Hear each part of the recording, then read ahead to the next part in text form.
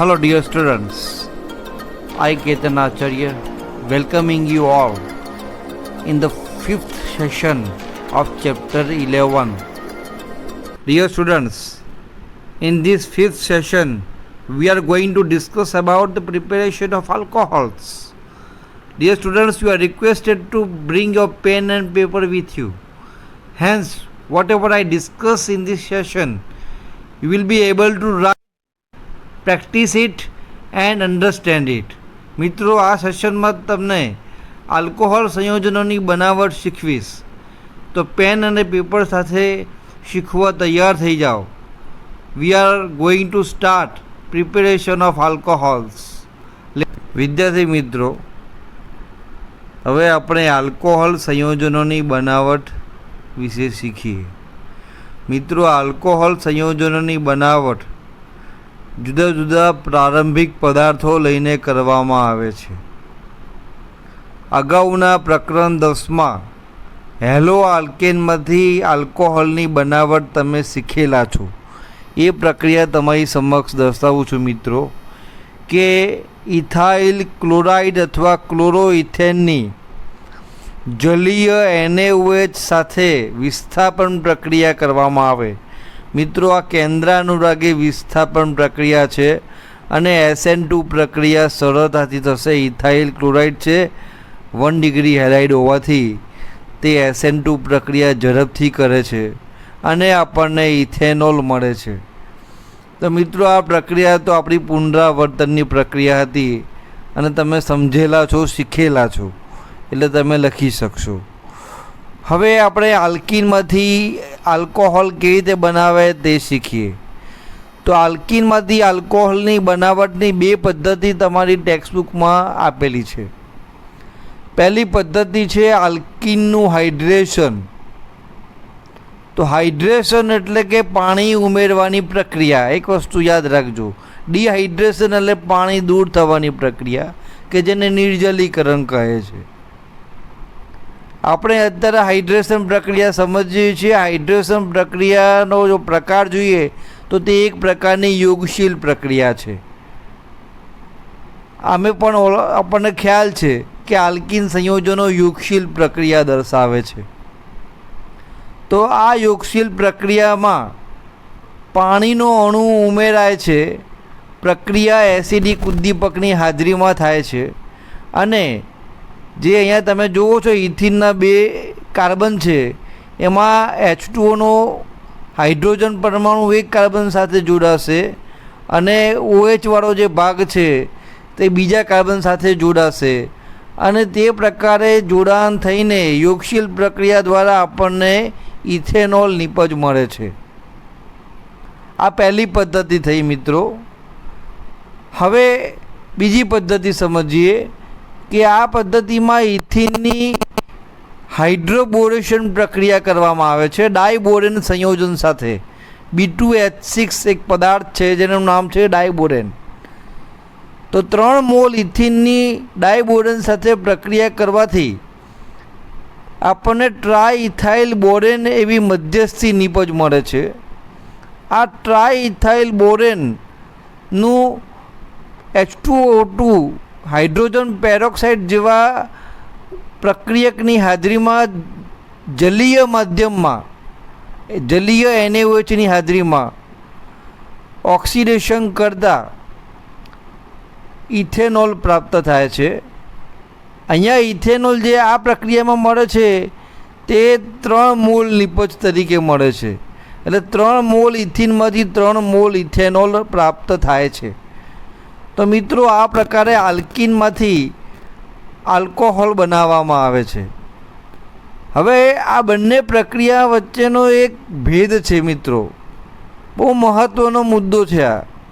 તો એ ભેદ શું છે તે પણ આપણે સમજી લઈએ. ડિયર સ્ટુડન્ટ્સ, હવે આપણે અસમિતીય આલ્કીનમાંથી આલ્કોહોલની બનાવટ સમજીએ. જે બંને પદ્ધતિની આપણે અગાઉ ચર્ચા કરી, હાઇડ્રેશન અને હાઇડ્રોબોરેશન ઓક્સિડેશન પ્રક્રિયાની, એ બંને પ્રક્રિયા વચ્ચેનો ભેદ તમને આ અસમિતીય આલ્કીનનું ઉદાહરણ લઈને સમજાશે. મિત્રો, પ્રોપ 1 હાઇડ્રેશન પ્રક્રિયા જો કરવામાં આવે તો તમને 2 નિપજોનું મિશ્રણ મળશે, પ્રોપેન 2 ઓલ અને પ્રોપેન 1 ઓલ. મિત્રો, આ અસમિતીય આલ્કીનની જે હાઇડ્રેશન પ્રક્રિયા છે તેમાં તમને જે 2 નિપજ મળી તે પૈકી પ્રોપેન 2 ઓલ એ મુખ્ય નિપજ ગણાય છે. અને શા માટે પ્રોપેન 2 ઓલ મુખ્ય નિપજ છે તે માર્કોનિકોવના નિયમ મુજબ સમજાવી શકાય છે.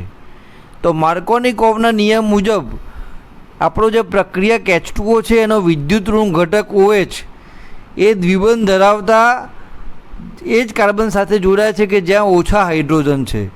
તો એ નિયમ જે 11મા ધોરણમાં તમે શીખ્યા છો તે માર્કોનિકોવના નિયમ પ્રમાણે તમને પ્રોપેન 2 ઓલ મુખ્ય નિપજ મળે છે. તો મિત્રો, આ વાત થઈ પ્રોપ 1 હાઇડ્રેશન પ્રક્રિયાની. હવે આપણે તફાવત સમજવાનો છે હાઇડ્રોબોરેશન પ્રક્રિયા સાથેનો.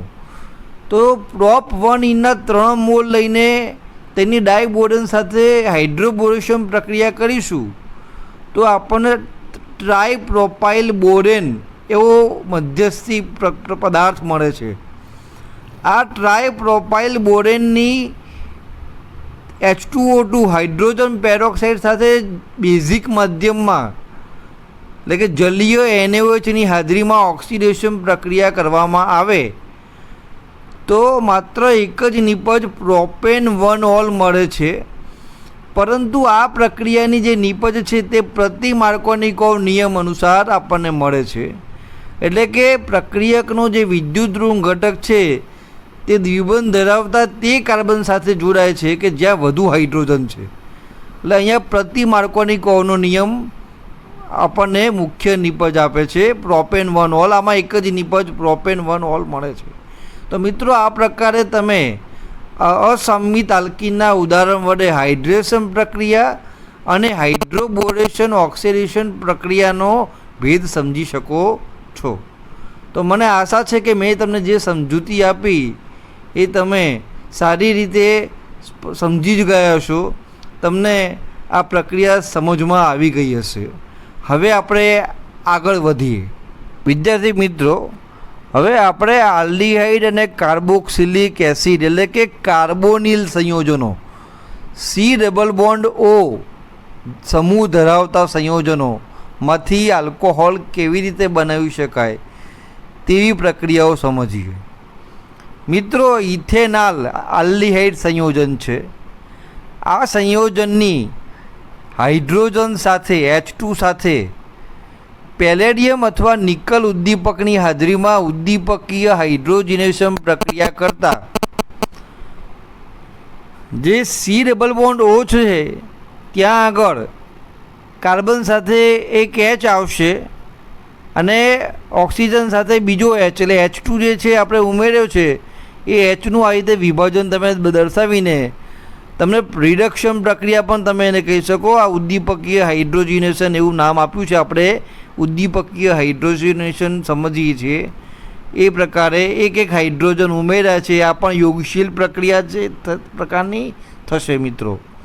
એટલે તમને એ પ્રકારની પ્રક્રિયા તમે સરખાવીને એનું આ ઉદાહરણ દર્શાવેલું છે અને એ પ્રકારે હાઇડ્રોજન ઉમેરાવાથી ઇથેનોલ નિપજ પ્રાપ્ત થાય છે. તો ઇથેનાલમાંથી ઇથેનોલ ઉદ્દીપકીય હાઇડ્રોજનેશન દ્વારા મળે છે. મિત્રો, હવે કાર્બોક્સિલિક એસિડનું ઉદાહરણ સમજીએ તો ઇથેનોઇક એસિડની વાત કરીએ. તો ઇથેનોઇક એસિડ એટલે કે એસિટિક એસિડ કાર્બોક્સિલિક એસિડ સંયોજન છે. એમાં રહેલા CO સમૂહનું રિડક્શન કરવું હોય તો સામાન્ય પ્રક્રિયક ન ચાલે. તો એના માટે એક વિશિષ્ટ પ્રક્રિયક લિથિયમ એલ્યુમિનિયમ હાઇડ્રાઇડ વપરાય છે. તો કાર્બોક્સિલિક એસિડની લિથિયમ એલ્યુમિનિયમ હાઇડ્રાઇડ સાથે રિડક્શન પ્રક્રિયા કરતાં ઇથેનોઇક એસિડ એટલે કે કાર્બોક્સિલિક એસિડમાં રહેલા C∪O સમૂહનું CH2 કાર્બોનિલ સમૂહનું CH2 એટલે કે મિથિલિન સમૂહમાં રૂપાંતર થાય છે અને પરિણામે આલ્કોહોલ નિપજ મળે છે, એટલે કે આપણને ઇથેનોલ મળે છે. તમારી સમક્ષ પ્રક્રિયા દર્શાવી છે. મિત્રો, વ્યાપારી ધોરણે તમારે એસિડમાંથી આલ્કોહોલ બનાવવો હોય તો ખૂબ જ વધુ પ્રમાણમાં લિથિયમ એલ્યુમિનિયમ હાઇડ્રાઇડ જોઈએ, પણ જે ખૂબ જ મોંઘો હોવાથી એ પોસાય નહીં. એટલા માટે ઔદ્યોગિક ઉત્પાદન માટે સૌ પ્રથમ ઇથેનોઇક એસિડ છે એને એસ્ટરમાં રૂપાંતરિત કરવામાં આવે છે. એટલે ઇથેનોઇક એસિડની આલ્કોહોલ સાથે પ્રક્રિયા કરી એસ્ટરીકરણ પ્રક્રિયા દ્વારા એસ્ટર બનાવવામાં આવે છે. આ રીતે જે એસ્ટર પ્રાપ્ત થાય તેની જેમ અગાઉ ઉદ્દીપકીય હાઇડ્રોજનેશન પ્રક્રિયા આલ્ડીહાઇડ માટે દર્શાવી, તે પ્રકારે પ્રક્રિયા હાઇડ્રોજન સાથે નિકલ અથવા પેલેડિયમ ઉદ્દીપકની હાજરીમાં કરતાં આપણને ઇથેનોલ મળે છે. તો મિત્રો, એસ્ટરમાંથી આ પ્રકારે ઇથેનોલ નિપજ મળી છે. તો લિથિયમ એલ્યુમિનિયમ હાઇડ્રાઇડ વાપરો તો સીધું રિડક્શન થઈને ઇથેનોલ મળે છે. પણ ઔદ્યોગિક ઉત્પાદનમાં લિથિયમ એલ્યુમિનિયમ હાઇડ્રાઇડ વાપરવો મોંઘો પડે, એટલે એનો ઓલ્ટરનેટ રસ્તો આ કર્યો. શું કર્યું? તો એસ્ટરીકરણ કર્યું પહેલાં, અને એસ્ટરીકરણ કરી જે એસ્ટર મળ્યો તેનું રિડક્શન કર્યું અને આલ્કોહોલ મેળવ્યો. તો મિત્રો, આ પ્રકારે આ ચાર્ટ વડે તમે ઘણી બધી પ્રક્રિયાઓ સમજી ગયા છો. હવે આપણે વધુ પ્રક્રિયાઓ પણ સમજીએ. માય ડિયર સ્ટુડન્ટ્સ, હવે આપણે ગ્રિગ્નાર્ડ પ્રક્રિયક વડે કાર્બોનિલ સંયોજનોમાંથી આલ્કોહોલ કેવી રીતે બનાવી શકાય તે શીખીએ. મિત્રો, આ પરીક્ષામાં પૂછાતો બહુ જ મહત્ત્વનો મોસ્ટ આઈએમપી ક્વેશ્ચન છે, જે 3 માર્ક્સના પ્રશ્નમાં પૂછાય છે. આ પ્રકરણમાંથી જે 3 માર્ક્સનો પ્રશ્ન પૂછાય છે તેમાં આ બહુ મહત્ત્વનો પ્રશ્ન છે.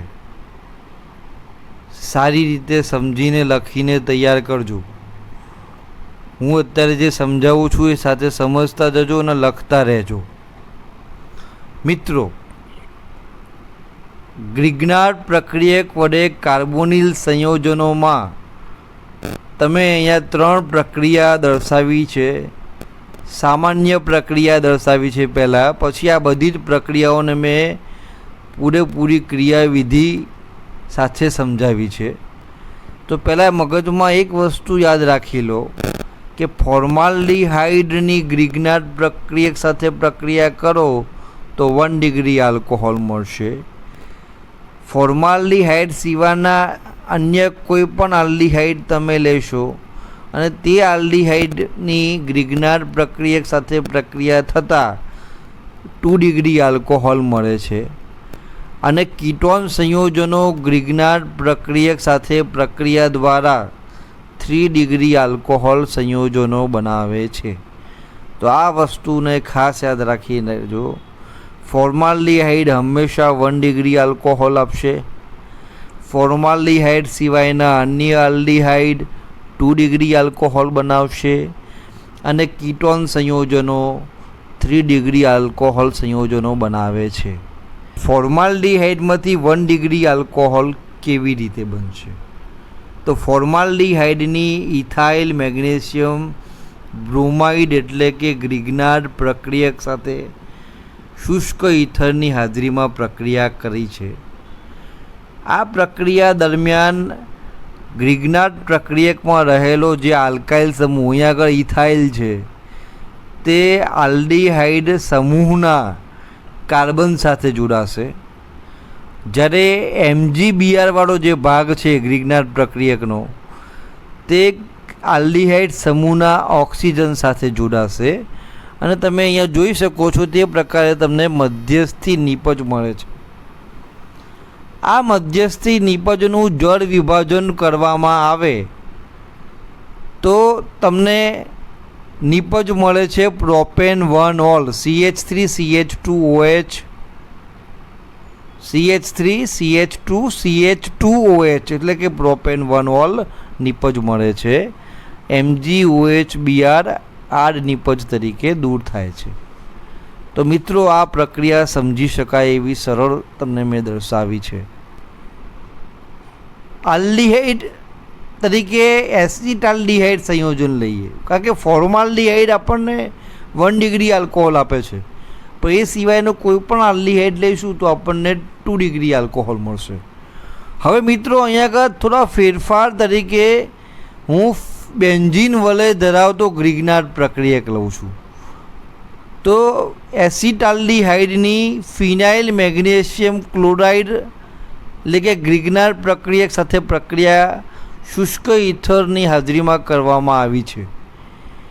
તો અગાઉ જે પ્રક્રિયા સમજાવી તે જ પ્રકારે ગ્રિગ્નાર્ડ પ્રક્રિયકનો જે ફિનાઇલ સમૂહ છે તે આલ્ડીહાઇડ સમૂહના કાર્બન સાથે જોડાશે અને જે MgCl વાળો જે ભાગ છે તે આલ્ડીહાઇડ સમૂહના ઓક્સિજન સાથે જોડાશે. અને તમે જોઈ શકો છો તે પ્રકારે તમારા સ્ક્રીન ઉપર તમને મેં મધ્યસ્થી નિપજ દર્શાવી છે. આ મધ્યસ્થી નિપજનું જળ વિભાજન કરવાથી તમને નિપજ મળે છે જેનું મેં IUPAC નામ દર્શાવ્યું છે 1 ફિનાઇલ ઇથેન 1 ઓલ. આપણો મેઇન હેતુ છે કે ફોર્માલ્ડીહાઇડ સિવાયનો આલ્ડીહાઇડ આપણને 2 ડિગ્રી આલ્કોહોલ આપે છે. તો તમે જુઓ છો બંધારણ કે આ 2 ડિગ્રી આલ્કોહોલ છે, હા છે. આ કે OH ધરાવતો જે કાર્બન છે તેની એક બાજુએ મિથાઇલ છે, બીજી બાજુએ બેન્ઝીન વલય છે, એટલે કે 2 કાર્બન સાથે જોડાયો છે, માટે આ 2 ડિગ્રી આલ્કોહોલ છે. અને બહુ સ્પષ્ટ રીતે કહીએ તો એક પ્રકારનો સેકન્ડરી બેન્ઝાઇલિક આલ્કોહોલ સંયોજન છે. બરાબર છે. તો તમને વર્ગીકરણમાં મેં સમજાવ્યું હતું એ પ્રમાણે એનો આ પ્રકાર મેં દર્શાવ્યો. તો મિત્રો આ પ્રક્રિયા પણ તમને સમજમાં આવી ગઈ છે. પ્રક્રિયા પૂર્ણ કરો તરીકેના પ્રશ્નો પૂછાય કે પરિવર્તન પૂછાય તો એમાં તમને કોઈ પણ ગ્રિગ્નાર્ડ પ્રક્રિયકનો ઉપયોગ કરીને તમને પરિવર્તન આપેલું હોય કે પ્રક્રિયા આપી હોય તો તમે આ જો વસ્તુ સમજેલા હશો, પ્રક્રિયાની આ સમજ પૂરી હશે તમારી પાસે, તો તમે લખી શકશો. વધુ એક ઉદાહરણ સમજી લઈએ મિત્રો. કીટોનનું ઉદાહરણ લઈ લઈએ કે એસિટોનની પ્રક્રિયા દર્શાવી છે N પ્રોપાઇલ મેગ્નેશિયમ આયોડાઇડ સાથે શુષ્ક ઇથરની હાજરીમાં પ્રક્રિયા કરી તો N પ્રોપાઇલ સમૂહ CH3 CH2 CH2 પ્રોપાઇલ સમૂહ જે છે તે કીટોન સમૂહ જે છે એના કાર્બન સાથે જોડાય છે અને MgI વાળો જે ભાગ છે તે ઓક્સિજન સાથે જોડાય છે અને મધ્યસ્થી નિપજ તમને મળે છે.